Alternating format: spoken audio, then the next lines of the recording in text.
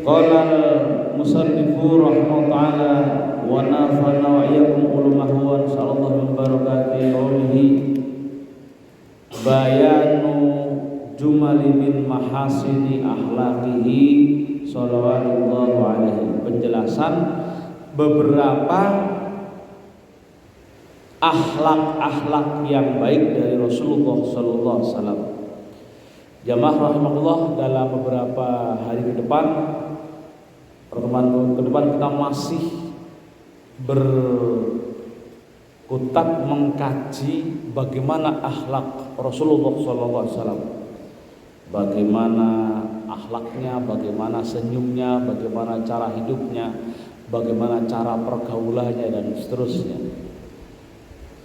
Imam Al-Ghazali menjabarkan cukup detail di dalam kitab ini dan banyak dalam beberapa bab. Itu artinya betapa untuk menceritakan tentang Rasulullah sallallahu alaihi wasallam itu butuh puluhan lembar, bahkan bisa ratusan lembar halaman. Kita tahu selain ini kan ada rawi apa namanya, Maulid Berjanji, Maulid Tibai, itu kan kumpulan cerita tentang sejarah Rasulullah. Asik-asik itu sebuah cerita di dalam rawi itu, kalau kita paham.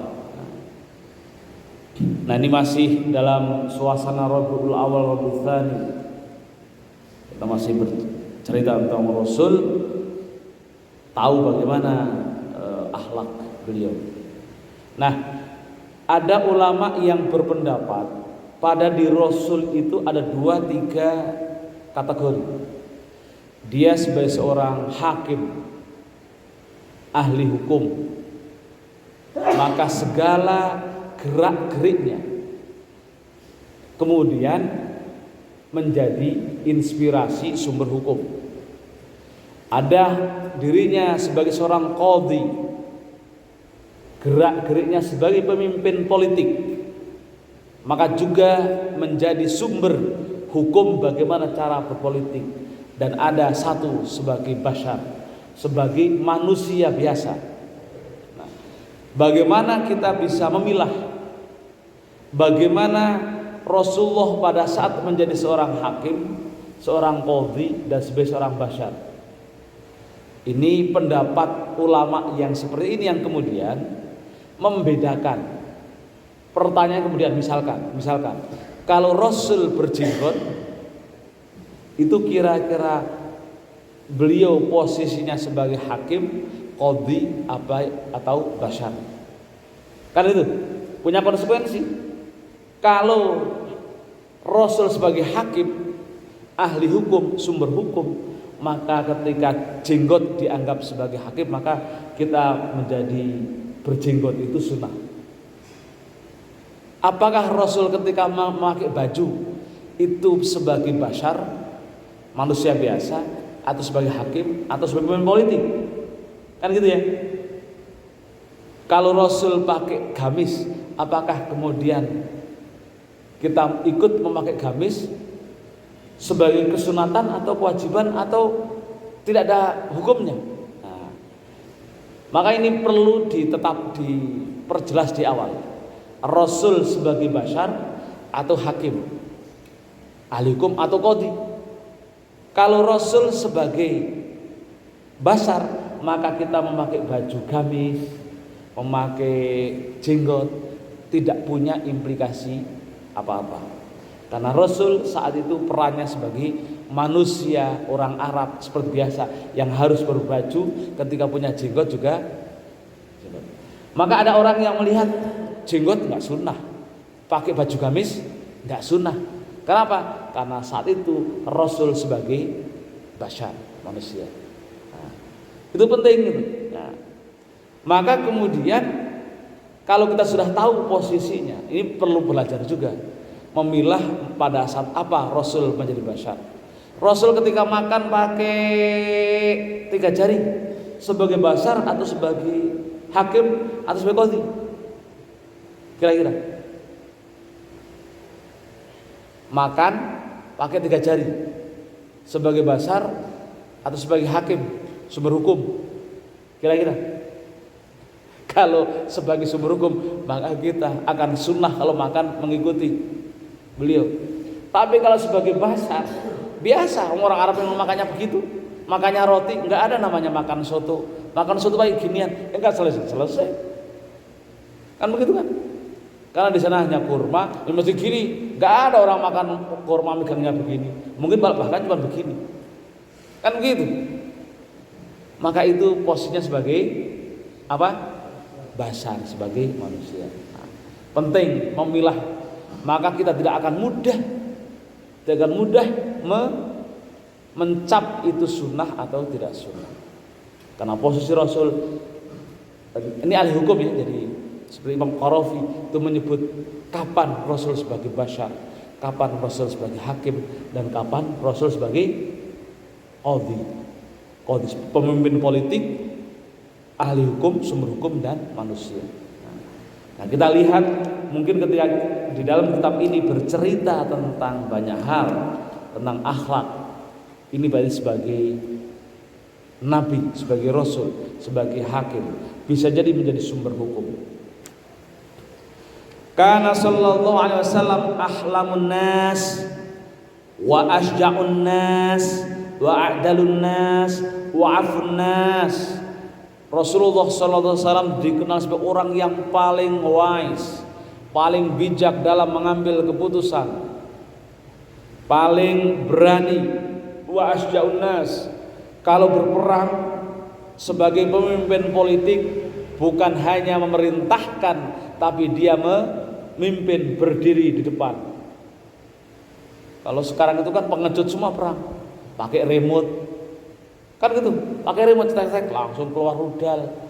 Itu perang paling mencerminkan gambaran kepengecutan adalah perang di zaman modern. Kalau dulu perang itu berhadapan, muka lawan muka. Kalau sekarang pakai remote perang, nggak asik. Nah, Rasul termasuk asja'un nas wa a'dalun nas, dan termasuk yang paling adil, wa afun nas, dan termasuk yang paling pemaaf. Itu Rasulullah.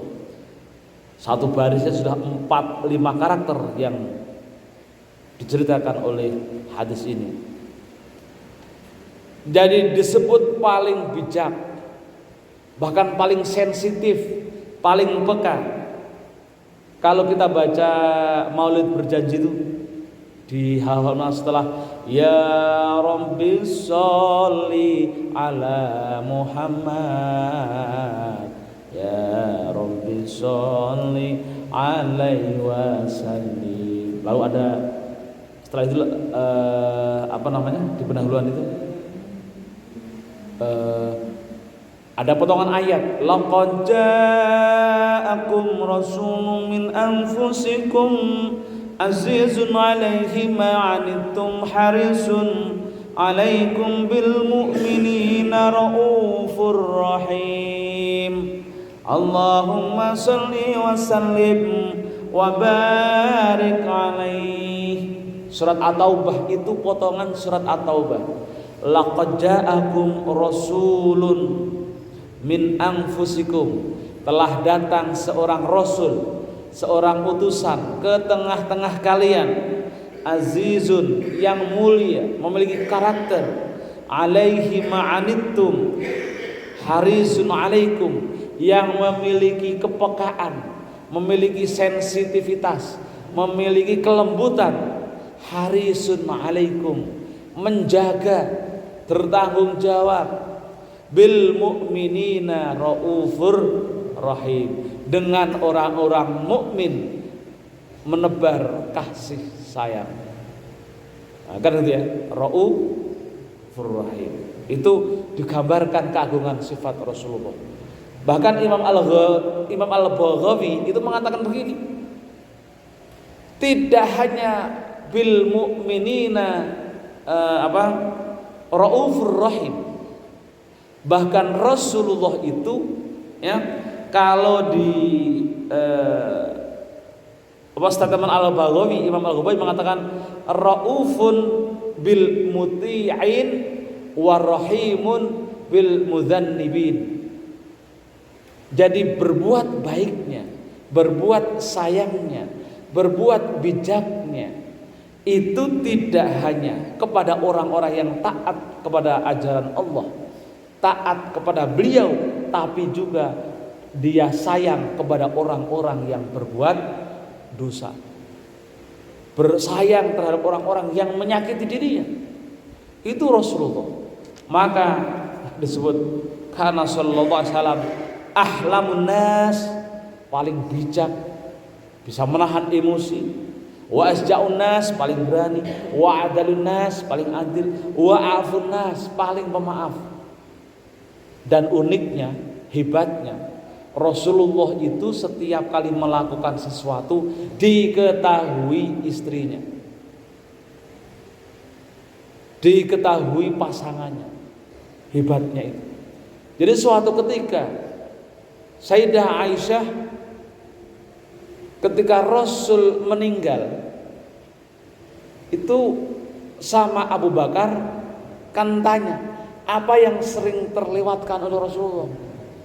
Aisyah bisa bercerita, oh ya, Rasul itu setiap jam sekian itu sering mendatangi orang. Suatu ketika kan beliau sering mendatangi, tiap hari itu mendatangi seorang pengemis dan buta.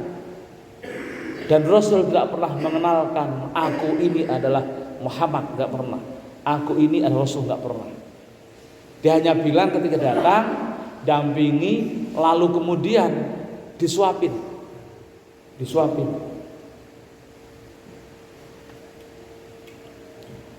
Tiap hari begitu. Dan Sayyidah Aisyah tahu apa yang dikerjakan Rasul. Tahu, karena setiap yang terjadi di sekitarnya selalu diceritakan. Suatu ketika Rasul meninggal, lalu kemudian Abu Bakar tanya, oh itu jam sekian pokoknya itu Rasulullah sering menyuapin seorang pengemis. Maka Abu Bakar ingin menggantikan peran Rasulullah, datang ke pengemis yang buta itu, lalu kemudian menyuapi. Biasa kan kalau lagi nyuapin kan mesti banyak banyak cerita ke sana kemari. Lalu ketika disuapin sama Abu Bakar, dia marah. Apaan lu? Nyuapin kasar banget. Nih sebelumnya itu orang yang nyuapin itu lembut. Saya kadang kalau makan yang keras pun kemudian kalau sudah sampai ke mulut saya lembut. Tapi di tengah-tengah itu dia ngomongin Muhammad gitu. Ngomongin Muhammad itu sebagai orang yang buruk, yang jahat, yang pengen merebut kekuasaan, yang pokoknya jelek pokoknya lah, menggambarkan Muhammad itu sebagai orang jelek. Pokoknya cerita ke sana kemari gitu. Pokoknya buruk, seburuk-buruknya orang itu namanya Muhammad gitu. Jadi sampai kemudian ketika Abu Bakar itu dianggap dikomplain sama pengemis yang buta itu. Satu sisi pengemis yang buta itu mencaci maki Rasulullah. Abu Bakar nangis. Kamu tahu nggak? Yang sering setiap hari menyuapin kamu, yang sering setiap hari itu membuat makanan yang keras menjadi lunak sampai ke mulut kamu, sekarang sudah meninggal. Tahu nggak kamu? Kira-kira sebagai sahabatnya dan pengikutnya yang setia, kira-kira memarahkan gitu. Marah orang yang sedemikian halusnya dicaci maki lalu kemudian dianggap jelek. Ini kan marah. Abu Bakar sebagai manusia biasa marah dulu. Bayangkan Rasul, maka disebut wa huwa a'fun nas, orang yang mudah memberikan maaf, dicaci maki seperti apapun tidak pernah marah. Keren gitu. Yang kemudian saya ceritakan bagaimana setelah dakwah di Taif dilempari batu sampai malaikat pun marah dan menawarkan jasanya untuk ngangkat bukit Uhud untuk diturunkan dijatuhkan ke siapa namanya, warga Taif, Rasul malah enggak, jangan, mereka itu belum tahu siapa atau belum tahu orang baik itu seperti apa. Maka kemudian Rasul berdoa, Allahumma hdi qaumi fa innahum la ya'lamun. Ya Allah, berilah petunjuk kaumku karena kenapa mereka itu suka menyakiti aku, melawan dakwahmu, karena mereka banyak yang belum tahu. Wa huwa afun nas. Itu kan, itu Rasulullah SAW kerennya. Maka wajar kemudian ketika orang-orang yang memberikan atau mudah memaafkan kepada orang yang menzaliminya, Rasul memberikan jaminan masuk surga. Thalathun man kunna fihi hasabahu Allah hisaban yasira wa yaghfiru dzunuba wa yadkhulunal jannah bighairi hisab. Ada 3 amal kebaikan yang jika orang melakukan itu maka dia akan diampuni dosanya, akan dihisab dengan mudah. Yang kedua akan dimasukkan ke surga dengan tanpa dihisab. Salah satunya anta'fuwa man zalamaka, memberikan maaf, memberikan ampun kepada orang-orang yang pernah atau selalu berbuat zalim kepada engkau. Itu Rasul. Beliau menyampaikan 3 hal, ini satu saja, anta'fuwa man zalamaka, mengampuni, memaafkan orang-orang yang selalu berbuat zalim. Nah, dari hadis ini para ulama kemudian mengajarkan biar kita kira-kira dapat imbasnya, dapat efeknya. Tapi Rasul tidak pernah menceritakan rahasia apa di balik orang yang dizalimi lalu kemudian dia dapat kebahagiaan masuk surga tanpa hisab. Nah, ulama menjelaskan dikaitkan dengan hadis yang lain. Orang yang berbuat aniaya bahasa Arabnya disebut zalim. Orang yang dianiaya disebut mazlum. Nah, ada hadis begini, doaul mazlum mustajabatun. Doa orang yang teraniaya itu mustajabah. Nah, jadi hikmahnya itu di situ. Para ulama menjelaskan biar kamu tidak merasa rugi. Ya, ini kan udah transaksional ya. Masa orang begitu saja memaafkan. Nah, biar tidak merasa rugi, Allah menyediakan pahala di tempat lain yang itu juga berimbas kepada Anda langsung. Yaitu apa? Ketika dizalimi, berdoalah, meminta pada Allah. Karena apa? Karena ketika dizalimi, maka waktu itulah termasuk waktu yang mustajabah, dikabulkan. Jadi ini keren ya, hadis kesana kemari dijahit jadi satu. Lalu kita diminta membiasakan, memaafkan orang yang mendolimi kita. Lalu pas mendolimi, kita gunakan kesempatan itu untuk berdoa. Tapi biasanya orang yang tidak mampu mengelola emosinya, ya pas didolimi, dimarahi, kita ikut marah. Ya kan gitu. Pas didolimi, kita marah yang muncul, reaktif. Biasanya begitu. Itu namanya manusia biasa.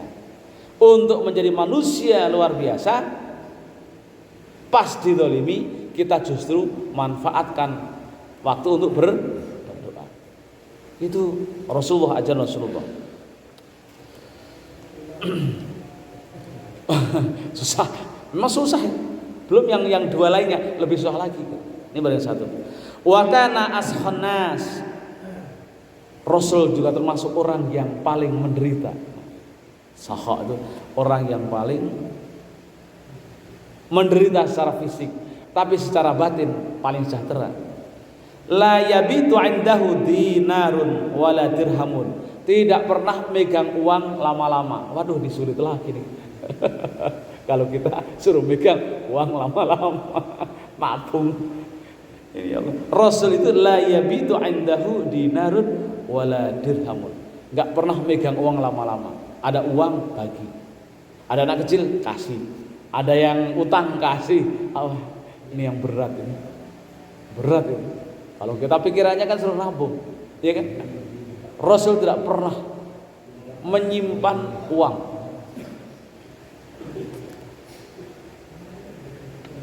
Wa in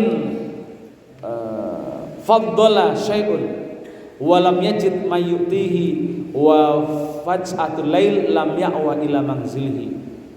Jadi jika dia punya sesuatu yang berlebih, lalu dia tidak menemukan orang yang mau diberinya, wa faj'uhul lail lam ya'wa ila manzilihi hatta yatabara, dia enggak pulang-pulang.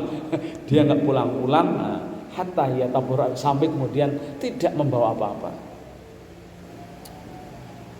Hatta yatabara minhu ila mayyahtaju ilahi. Ini berat. Berat. Kita bawa mesti kemana-mana mesti bawa. Namanya bawa oleh-oleh, bawa uang. Begitu sederhananya. Maka Rasul pernah berdoa. Kenapa? Allahumma ahyini miskinan wa amitni miskinan. Ya Allah, hidupkanlah aku dalam kondisi miskin dan matikan aku dalam kondisi miskin. Keren sekali, berani sekali. Saya kira kita hampir tidak pernah berdoa. Saya yakin. Jadi manusia biasa, maklum aja ya.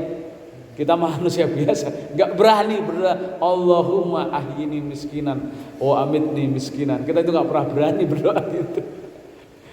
Minimal yang kita itu Rabbana atina fid dunya hasanah kan gitu. Wa fil akhirati hasanah. Itu yang nggak kelihatan. Kalau yang jelas kan Allahumma inna nas'aluka rizqan katsiran.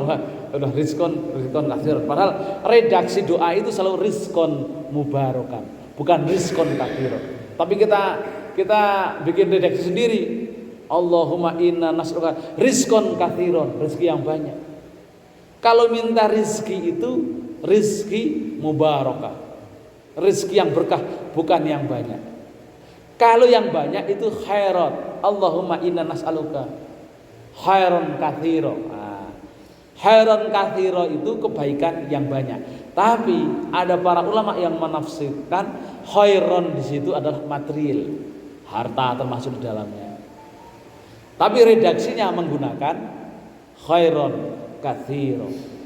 Ya, jadi ini redaksi yang secara sastrawi itu keren. Jadi jangan menggunakan Allahumma inni as'aluka rizqan katsiran. Kalau mau pakai katsiran, Allahumma inni as'aluka khairan katsiran. Wa as'aluka atau wa nas'aluka rizqan mubaraka. Wa nas'aluka imanan daiman. Wa nas'aluka dinan qayyima. Itu redaksi yang digunakan ya. Jangan dibolak-balik. Karena banyak orang diberi rezeki, banyak dia tidak bahagia. Malah penyakitan, kan begitu. Tapi kalau berkah, rezeki itu menyehatkan. Kan begitu.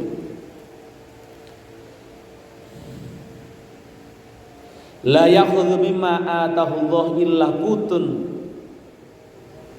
kutun amahu faqat. Hanya memberikan, hanya mengambil sekedarnya apa yang diberikan oleh Allah. Kira-kira gitu. Rasul tidak serakah. Nabi Muhammad tidak rakus dalam mengakses rezeki Allah.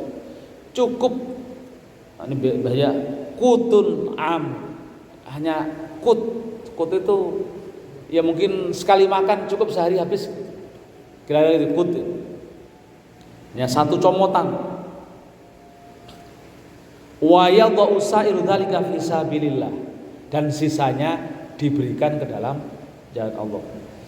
Kalau udah sulit, saya aja juga nggak bisa. Tapi kalau kita bisa, itu luar biasa.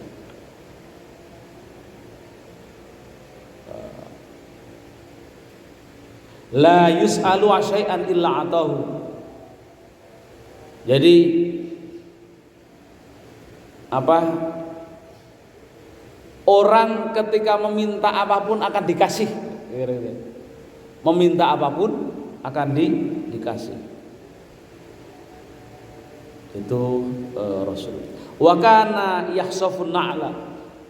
Beliau ketika punya sandal, beliaulah yang ngesol sendiri. Yakhsafun na'la.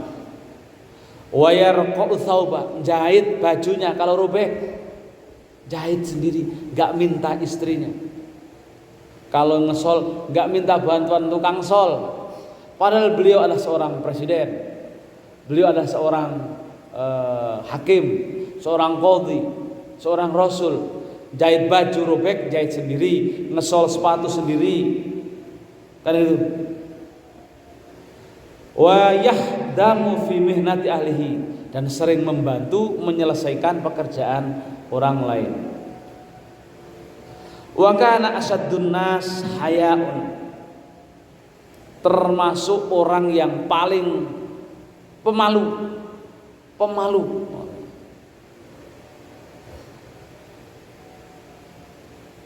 Maka ketika Rasul ditanya, ini saking malunya, pemalunya Rasul ditanya tentang relasi suami istri, senyum-senyum saja. Tanya Aisyah aja. Senyum-senyum enggak mau cerita. Jamaah ibu-ibu nanya begini nanya enggak tahu karena saking malunya mau bercerita padahal tahu. Bilang tanya Aisyah saja. Padahal kan bisa menjawab, beliau punya ilmunya. Tapi saking malunya, senyum-senyum lalu tanya Aisyah saja. Asaddun nas hayaun la yusbitu basarahu fi wajhi ahadin. Tidak pernah memandang, menegaskan melotot atau mengarahkan pandangannya lama-lama kepada seseorang. Wa yujibu da'watul hurri wal 'abdi, dan selalu mengabulkan permintaan orang-orang, termasuk di dalamnya orang para budak. Para budak kalau minta sesuatu dikabulkan oleh beliau. Padahal budak itu adalah makhluk yang dianggap tidak berharga, tidak bernilai dalam tatanan sosial saat itu. Jadi itu kira-kira gambarnya begitu. Rasul wa yaqbilul hadiyah, dan menerima hadiah. Wa yaqbilul hadiyah, dan menerima hadiah walau annaha jur'ata labanin, walaupun hanya segelas sesendok susu. Ketika dia menyebut itu hadiah, diterima beliau. Tidak protes ini hadiah baik atau tidak baik, tidak protes ini kalau hadiah ini tidak berharga, enggak, tetap diterima dan memberikan motivasi atau memberikan apresiasi. Wa yukafiu 'alaiha wa ya'kulaha, menerima lalu kemudian dimakan atau diminum.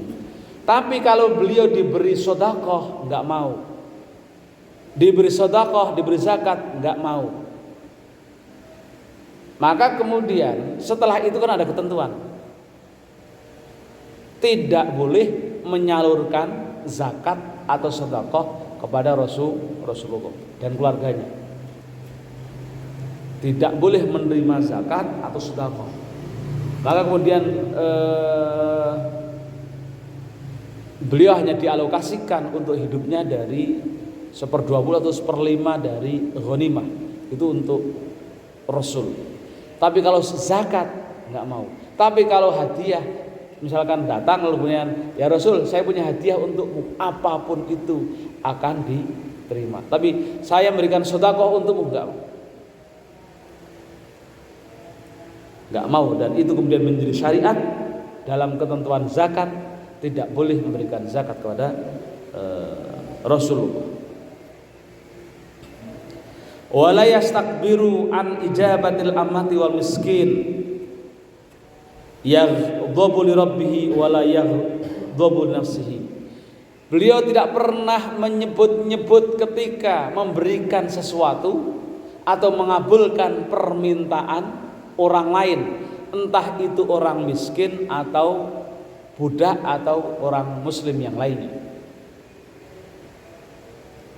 Jadi kalau misalkan ada orang minta atau dia membelikan baju, oh itu udah saya belikan, nggak pernah Rasul. Oh, kalau misalkan Ali sampai mencaci maki, misalkan kamu kalau nggak saya berikan makanan dariku, kamu mati sekarang, sudah mati sekarang. Itu namanya manna. Ada kan yang kemudian ini kan merujuk kepada firman Allah. Ya ayyuhalladzina amanu la tubtilu shadaqatikum bil manni wal adza. Hai orang-orang yang beriman, jangan batalkan sedekahmu, la tubtilu shadaqatikum bil manni. Bil manni itu menyebut-nyebut secara berulang-ulang pemberian. Memberikan sesuatu lalu kemudian sebut, wah itu dulu dari saya. Oh itu pokoknya disebut ulang. Jadi membanggakan kalau dia pernah memberikan sesuatu. Itu Rasul tidak. Di Quran pun disebut. Kenapa? Yang seperti itu bisa membatalkan sedekah. Artinya sedekahnya menjadi tidak berpahala. Ya. Apalagi kalau tambahin lagi wal adza, la tubtilu shadaqatikum bil manni wal adza, sambil menyakiti. Kayak tadi misalkan, kalau kamu nggak saya kasih, kamu sudah mati. Ya misalkan itu. Itu namanya sedekah yang diikuti dengan kata-kata yang menyakitkan. Itu ajaran Rasulullah. Makanya haram. Lalu kemudian dalam hukum, kalau memberikan sesuatu dengan menyebut-nyebut apalagi menyakiti yang diberi, hukumnya haram. Kalau haram, ya itu berarti batal tanpa pahala. Wa qad wajada baina min ashabihi qatilan minal yahud falam yahaf alaihim wala zada ala ma'muril haq bal wadahu bimi'atin naqatin wa inna bi ashabil hajat illa ba'ir wahidin yattaquna bihi. Ada salah satu sahabatnya terbunuh oleh orang Yahudi. Maka dia kemudian memberikan hartanya atau dari alokasi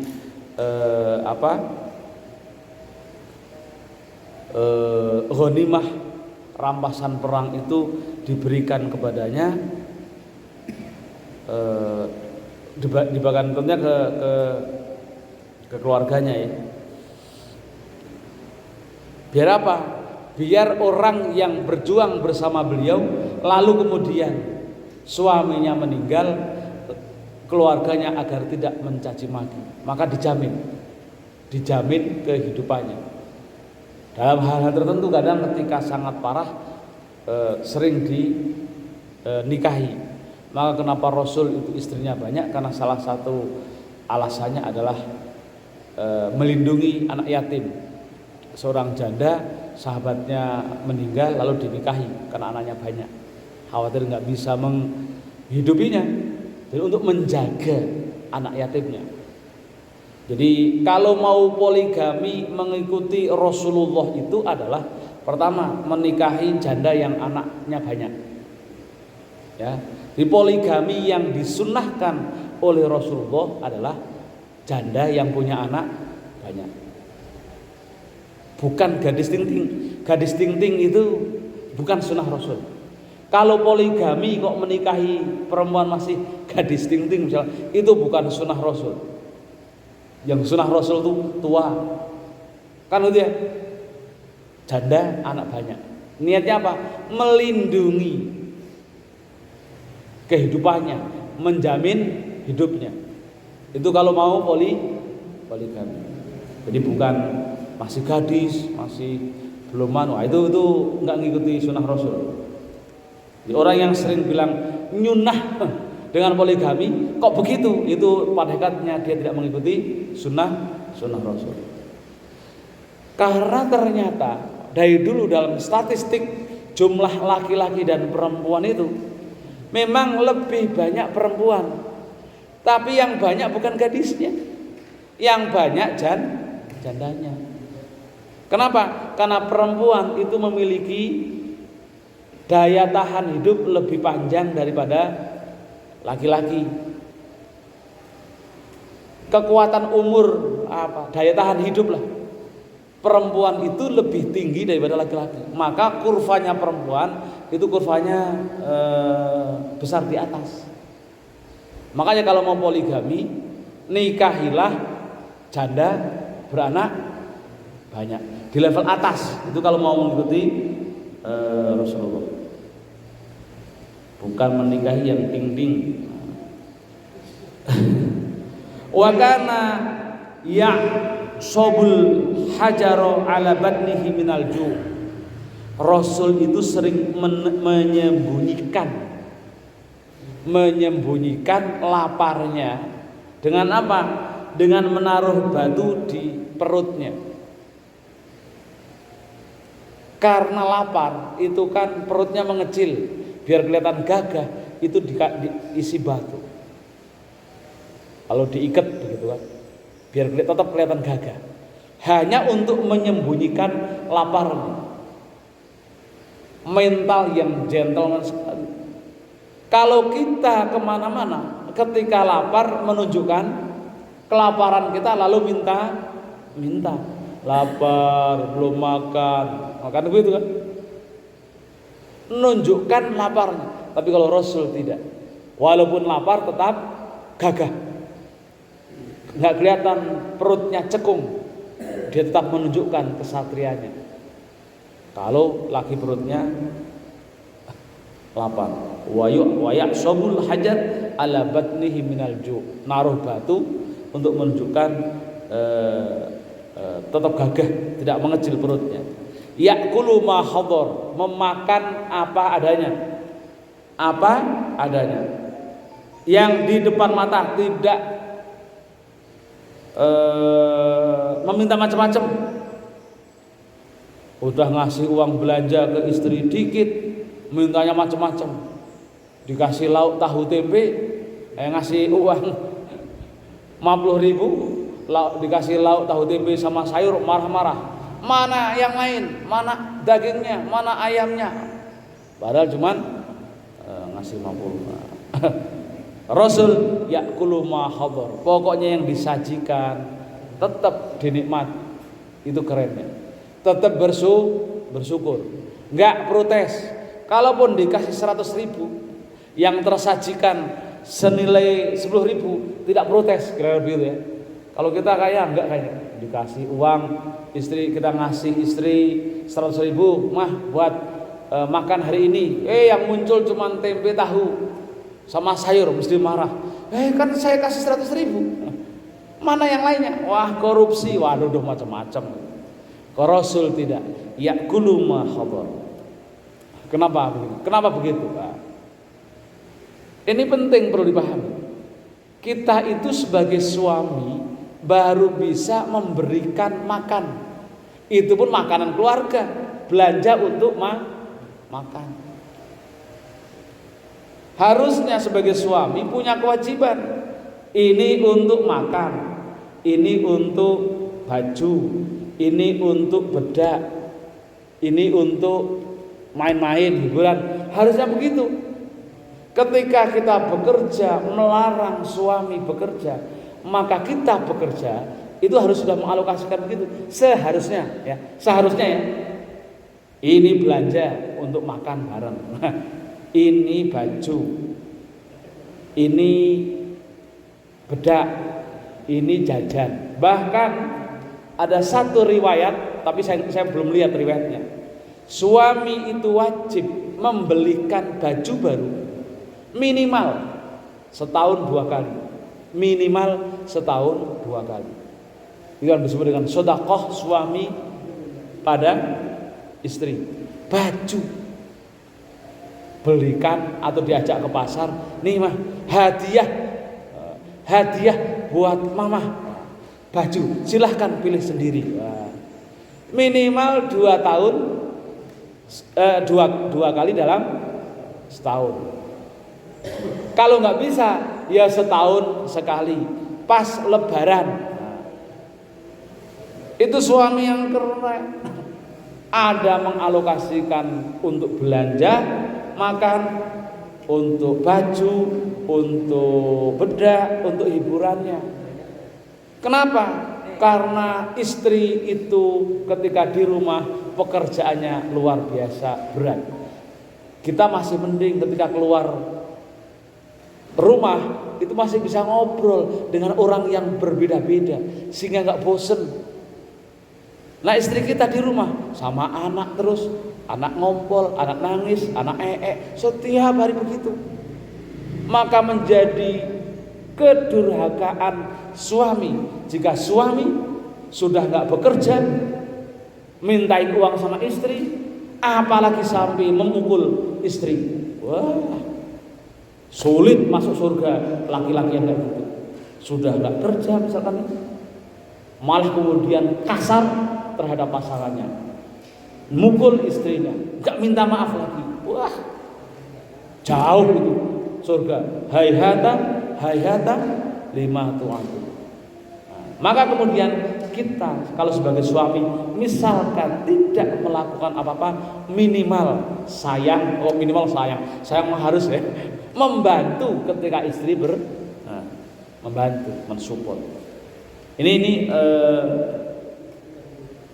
itulah Rasulullah. Khairukum li ahli wa ana khairukum li ahli. Kan kita sering melihat ada di sekitar kita atau tempat kita melakukan KDRT, bahasanya KDRT terhadap istri. Ya Allah, tiga-tiganya padahal istrinya yang kerja. Pokoknya Rasul itu apapun, wa in wajada tamran duna khubzan akalahu. Ya ketika dapat kurma tanpa roti, ya makan juga. Wa in wajada syawaan akalahu, yang dapat apa aja, roti kasar dimakan. Ada roti disebut roti kasar, keras kasar, itu enggak enak, tetap dimakan. Wa in wajada khubza burrin aw syairin akalahu, ada roti sagu atau roti terigu juga dimakan. Wa in wajada hulwan awasalan akalahu, apalagi kalau ada gulanya, ada madunya, tetap dia makan. Wa in wajada labanan duna khubzan iktafa bihi, dapat susu tanpa roti tetap merasa cukup. Wa in wajada batihan adurban, jika dapat kurma jelek, batihan, pokoknya kurma yang kualitas rendah atau kurma basah juga dia makan.